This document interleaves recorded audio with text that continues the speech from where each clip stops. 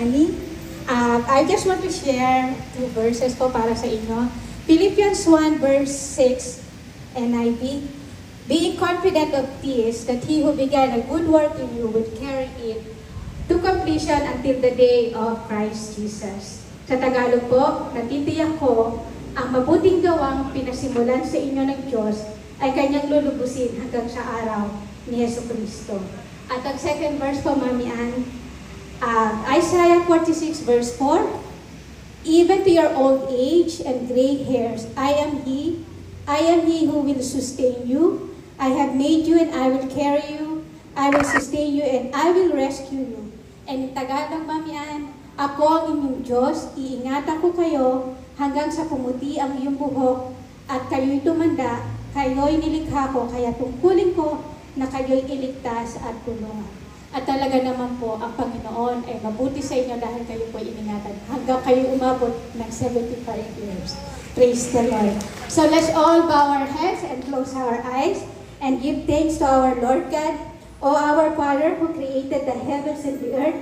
In the name of our Lord Jesus Christ, and by the power of the Holy Spirit, kami ay lubos na nagpapasalamat sa araw na ito na we are celebrating the life of our dear mom or Mami Annie sa kanyang kaarawan sa 75 taon. Napakabuti niyo po sa buhay niya, nilikha niyo po siya, inalagaan at iningatan.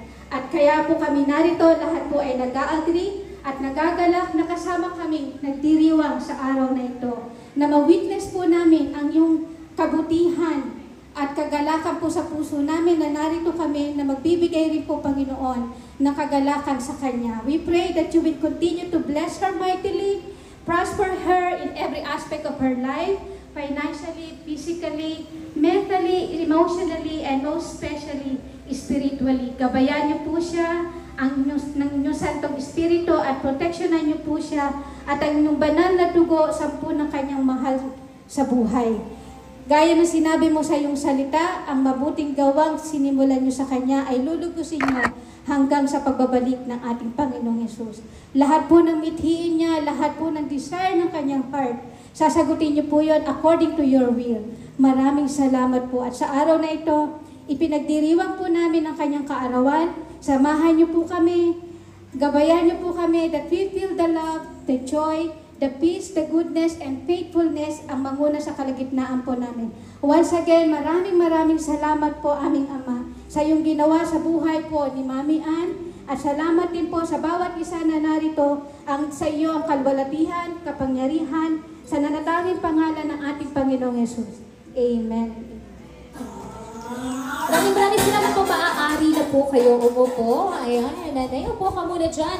At syempre, atin po munang i-check gaano po ba natin kakilala ang ating celebrant ngayon. Kaya po naghanda kami ng mga question